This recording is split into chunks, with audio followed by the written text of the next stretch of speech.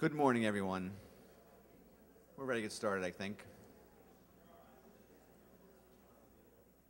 My name is Tom Manuel. I'm AAMVA's Program Director for Driver Fitness. I'd like to take a minute to thank CBN for sponsoring our networking break. Hopefully you made some good connections. Welcome to our session on dealing with customer service challenges, which is a major focus at a lot of our home jurisdictions. We're going to be talking about beyond the typical customer service issues that the staff may face, wrong documentation, payment issues, things like that, but instead, we're taking a look at a more controversial or delicate situations you may encounter. Transgender persons who want to update their driver's license to agree with their gender identity, and ways to address sovereign citizen issues. We've got some great panelists today with us to help us navigate these issues. First up is Laurie Wood, Enforcement Coordinator and Senior Intelligence Analyst with the Southern Poverty Law Center's Intelligence Project. Joining Laurie is Harper Jean Tobin. She's an attorney for the Policy Council with the National Center of Transgender Equality. Welcome, both of you. I want to thank AAMVA for having me here as a Kentuckian. It's always good to travel in the South. Notwithstanding our basketball loss the other day. I work at the National Center for Transgender Equality, and we work to enhance public understanding of public policy issues impacting transgender people. We have had the good fortune in the last few years to work with a number of other organizations and jurisdictions on policies around streamlining and modernizing the updating of gender designations on ID documents, driver's license, state ID. We worked with the U.S. State Department a couple of years back on updating their gender change policy for U.S. passports and consular reports of birth abroad.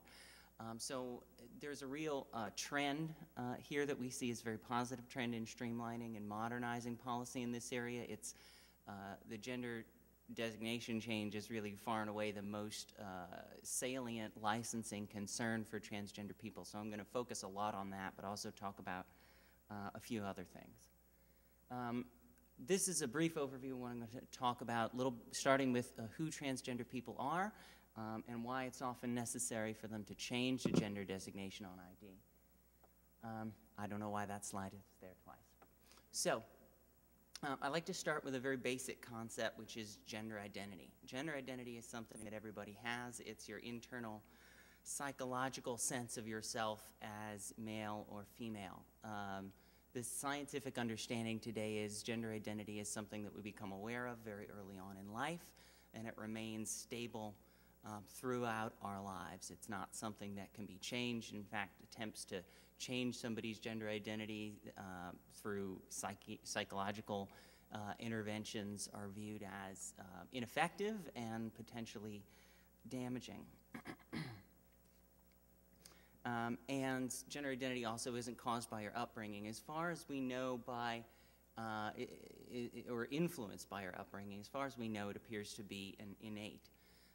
And gender identity is not something that most people give a whole lot of thought to, because for most of us, we are born, we're assigned a gender role based on the physical features that we have at birth, and our gender identity that we become aware of as we grow up matches that gender that we were assigned at birth, and so we don't have occasion to give it much thought.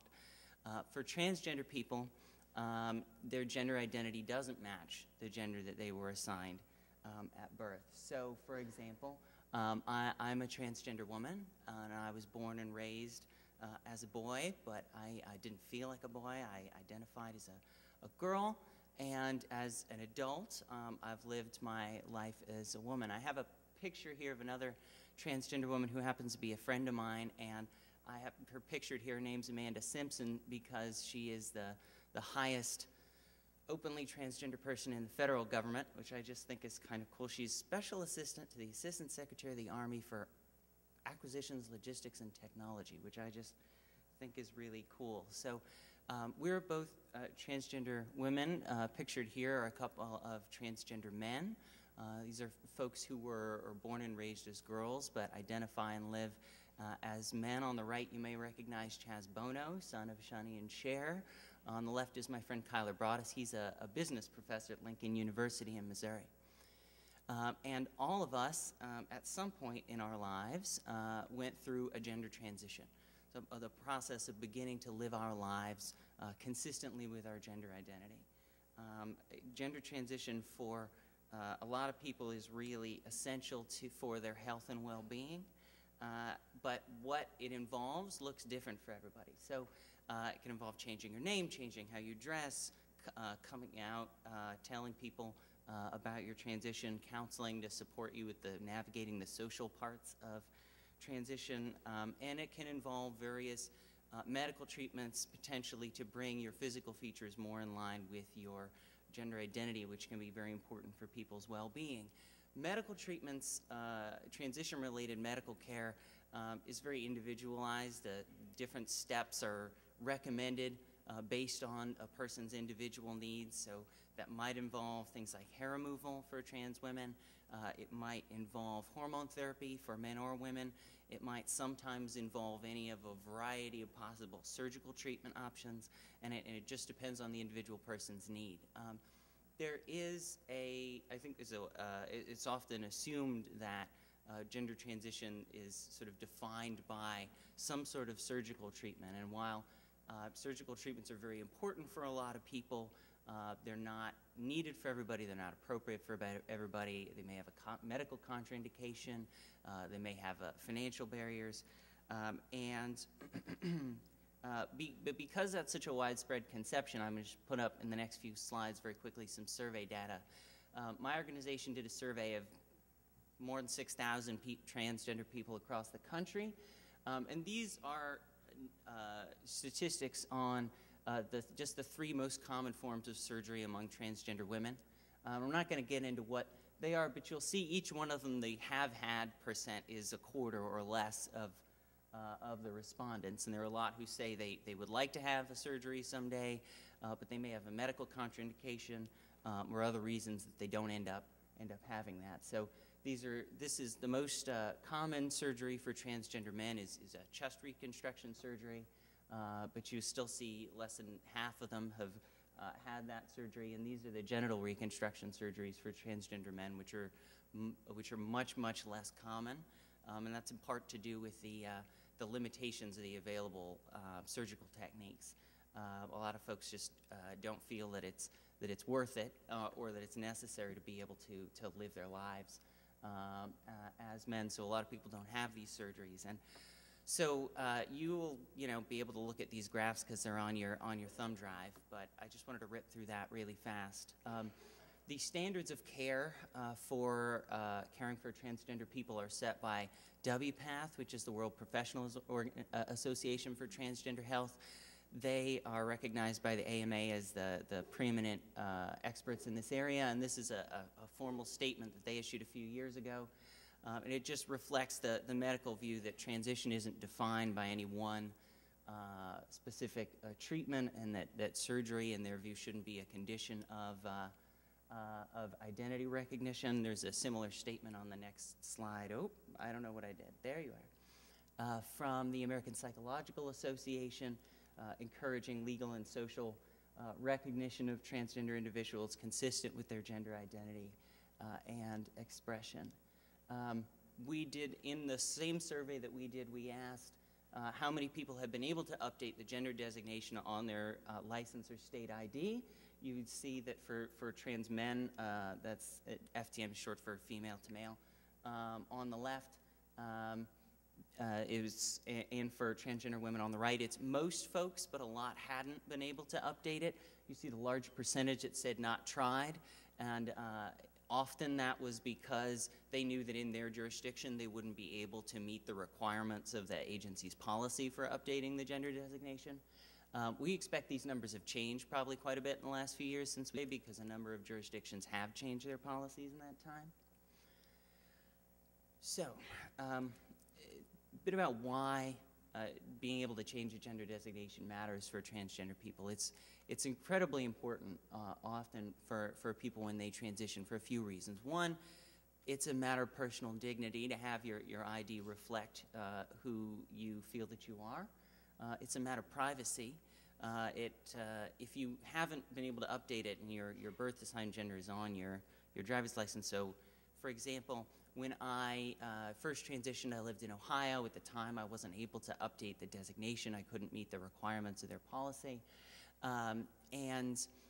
It was a real source of stress and frustration anytime that I would have to show ID. So to buy a drink, to get a job, to open a bank account, to, God forbid, get a traffic citation, every time that would come up, I would have this anxiety about not having the ability to have a say about when and how I disclose that I'm transgender. And so, I would worry about every time about having conversations like, ma'am, is your ID? Can you explain this, please? And so forth. So it's an issue of privacy. And also, when you're not able to control that issue of disclosure of that information, it can make you more exposed to harassment and discrimination in a bunch of settings. And unfortunately, discrimination against transgender people is still very common. I'm not going to rattle off these numbers, but they're, again, from the same survey of about 6,000 people around the country, and you'll see high rates of discrimination and harassment against transgender people in areas like medical care, just shopping and retail stores, employment, and on and on. And we found that specifically people reported that they often experienced harassment when they presented ID that didn't match their gender identity and presentation. So 40% said that on at least one occasion they'd been harassed by somebody when presenting some form of ID that didn't match their gender identity. A smaller number, but still significant, 15% had been asked to leave a place of business because of presenting ID that outed them as transgender, essentially, and unfortunately a very small number reported that in that kind of situation that they had experienced some kind of violence. So, I'd like to spend the rest of my time talking about how transgender folks act or interact with you all, and mostly the fact that folks are transgender is going to be relevant when they're trying to update the gender designation. I'd like to talk about effective policies and a little bit about customer service. And I'd like to talk about that mostly through looking at one jurisdiction policy that we think is the best out there. Jurisdictions have a lot of different policies. Almost everybody is different on gender change designation, change of the designation. Some require that you get a court order, some require medical documentation, some require a letter from a doctor, some a letter from a therapist, some you have to change your birth certificate first, and the processes are all different.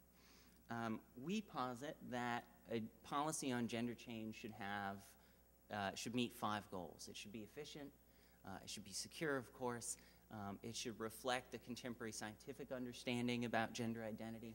Of course, it has to be legally sound, and it should be equitable. We think that the DC DMV policy is the one that best meets all of these goals today. They have a very simple one-page form. It's very user-friendly. Everybody knows what information needs to be provided. It takes the guesswork and the judgment calls out of the equation, which we think is tremendously beneficial for everybody involved. And it reflects the scientific consensus about about gender identity and gender transition. It doesn't require specific medical records. The applicant signs essentially a statement affirming what their gender identity is and that they're not making the request for any fraudulent purpose. And then the bottom half of the form is filled out by a licensed medical or social service authority, some licensed professional who's familiar with the individual, who says in their professional opinion they're confirming the individual's gender identity. This could be a doctor, it could be a social worker, it could be a licensed psychologist or other kind of counselor or therapist. And the range of potential professionals who can sign is important because it's not always going to be a physician who is most involved in somebody's care around their transition is in the best position. Often it's a social worker, and for folks who are lower income, it may be very difficult for them to get this filled out by a doctor. So the professional signs a statement, the applicant signs a statement, and that's all of the documentation that is required. Importantly, for verification, the professional, of course, puts their license number, their professional license number, or that of their employing organization down, which means that they're staking their professional credentials on the veracity of their statement about the individual's gender identity, and that this is not a request for a fraudulent purpose. In reality, in terms of fraud, just changing the gender designation and maybe the first name on a license we think is not likely to be very useful for somebody who's trying to engage in fraud, but in terms of fraud protection, there are other important features because you always want to be concerned about that in the work that you do. One is the applicant has to, of course, attest that it's not for any fraudulent purpose. The professional certifies under penalty of law their statement. The form has at the bottom, says making a false statement on this form is punishable by under DC law. There's also some additional features in the policy and the instructions that are attached to the form. It just lays out their name change policy, which is the same for any other kind of name change, and privacy protections, which mainly is instructing the employees to not ask for additional personal or medical information beyond what is on the form. So we think that a policy like that is beneficial because it matches how people live their lives. It provides confidence and safety and privacy for transgender people, and it makes it easier to confirm somebody's identity. We have seen many instances where whether at the airport, with law enforcement and other government offices, it causes confusion. If somebody comes in, they look like a guy, they're presenting like a guy, their name's Robert, but their license has an F on it. It just causes confusion, delay, makes it harder to confirm somebody's identity, and that kind of confusion can be important in a law enforcement investigation kind of situation. We think that just having the ID match how people live, how people look, how people identify is beneficial for law enforcement and for other agencies that might interact with the individual.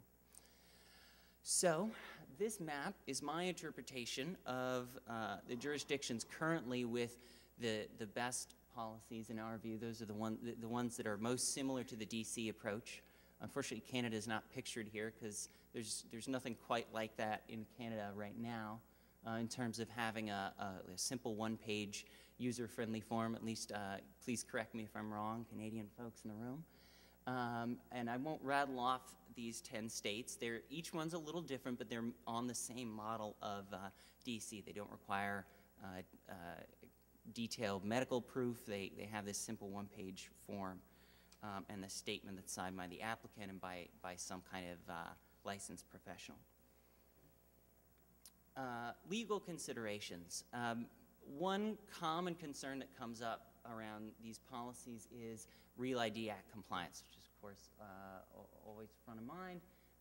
There's a concern that upstreamlining the policy like DC has done might not be compliant with Real ID, but I won't read you the long quote, but the federal rules essentially say we leave the issue of gender designations and how they're set and how they're changed up to states completely. Another concern is whether the driver's license designations or whether the policy for changing it will track the one for vital records.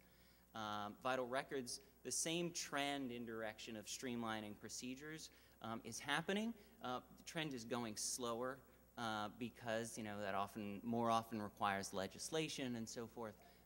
Policies are just often more cumbersome. But the bottom line is, as far as we're aware, in every jurisdiction, the driver's license gender change policies can and sometimes are very different from the ones for vital records. That's certainly true in DC. A final legal issue is constitutional implications. An overly restrictive gender change policy could potentially raise constitutional issues. So, for example, the 11th Circuit Court of Appeals recently ruled in an employment case that discrimination by a state against transgender people is subject to heightened judicial scrutiny. And there's actually pending litigation right now with the Alaska DMV over their gender change policy. The claim in that case is that the restrictive gender change policy implicates people's right to equal protection and their constitutional right to privacy. So these are developing areas of the law. There's nothing, so I'm not going to say sort of this is the law on this, but it's something that I think is important to consider because it's developing. Another issue other than the gender designation is photos, and yes, this is my Maryland driver's license photo. You know, not so bad, I guess. And sometimes folks have concerns about the photo. Folks have raised concerns when trans folks come in about whether transgender women in particular, whether it's okay for them to be wearing long hairstyles or wigs or makeup. They've been told, you know, that is, you know, considered to be a disguise, or it's going to obscure your face, or it's going to confuse facial recognition software. And the bottom line on this is, you know, if just wearing a wig and makeup was going to cause problems for law enforcement, then we wouldn't let any women wear them when they get the picture taken. Obviously, if something is seriously obscuring somebody's facial features, that's a problem. But the Real ID photo rules are gender neutral, and we recommend that jurisdictions' policies for how people appear in photos and how the photos are taken also be gender neutral, and leave things like hairstyle up to individual choice, unless it's really obstructing the face. Finally, and I know I'm probably running out of time if I'm not out of it already, some suggestions about customer service, which I think is really important. Discussing these issues with staff and training on these issues is really important. Obviously, forms, procedures, policies you can look up, but you know, respect and professionalism, you know, have to be rule one with everybody that you work with. Some specific suggestions for working with this population. In most transactions, you know, other than changing the gender designation, somebody comes in to renew, for example. Fact that somebody's transgender is not going to be pertinent, and you know, there's no real reason to worry about it, no reason to talk about it. We suggest that if you know, if it's not relevant to the transaction, that you know, staff shouldn't ask questions purely out of curiosity, which does happen sometimes, and could be a real problem. If you know, folks if there is a gender change application, that folks stick to, you know, knowing their policy, asking for the information that's required, and not going beyond that. In terms of questions, we recommend that as it's relevant, the term transgender is probably the preferred term that you want to use. Terms like transvestite and cross-dresser can be offensive to a lot of people in this context, so we just recommend that you stick with transgender if you need to have a conversation about changing the gender designation. We also recommend, in terms of appropriate terms of address, just, you know, keep in mind for transgender women, the appropriate language to use is she, her, Ms., ma'am, like any other woman you might talk to, with appropriate terms with transgender men, folks who are transitioning from female to male, or he, him, Mr., Sir. And of course, if you are not, if someone does correct you about terms of address, then, you know, you just politely apologize and move on using the correct terms. No need to dwell on it. Finally, it's important because this is a sort of a private matter when somebody's coming in for a gender designation change application, to just be careful that it's not handled in a way that unnecessarily outs somebody to other customers by, you know, talking about it very loudly, or sort of calling across the office to coworkers and that sort of thing. All of this, I hope, is sort of, you know, clearly follows pretty clearly from the, you know, principles of respect people's privacy, professionalism. But I go through them because they're all issues where there have been problems, either because staff didn't know what to do, or staff weren't being professional, or staff were overcome by their curiosity and sort of forgot, you know, what was good customer service. And so that is my presentation. I hope that it is interesting and useful. I know I've just thrown a lot of information from you, and you just got another very interesting and engaging presentation. So I look forward in the time we have left to taking any questions that you have.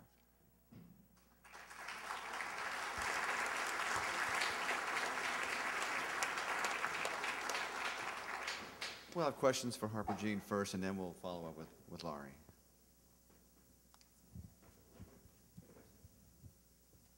Yes, sir. Hold on.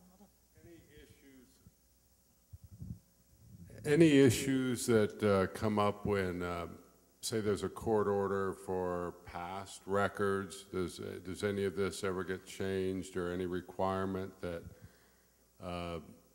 previous records be changed, modified, anything like that? Any kind of issues related to that? Oh, do you mean like the documents in the records in your system of somebody's like past license and things like that? Yeah. Oh, so that was you all heard that question because he has a microphone. I don't have to repeat it. That's good. In general, that's not something that comes up, because the people's goal in changing the gender designation is not, you know, to erase history. It's just to have some control over when they disclose this information in everyday interactions. So generally, folks wouldn't be trying to kind of go, you know, get an order to sort of change past records. They're really concerned with the documents that they have to use sort of in your everyday life. Does that answer your question? All right. Anybody else? Please don't be shy. Maybe you're all waiting to ask Laurie questions. And you can feel free to, you know, come up to me later and chat. I'll give you my card. My contact information is here. As I say, we work with a number of jurisdictions on these issues over the years, and we'd be happy to talk with you as well. So I think we'll turn it over to Laurie.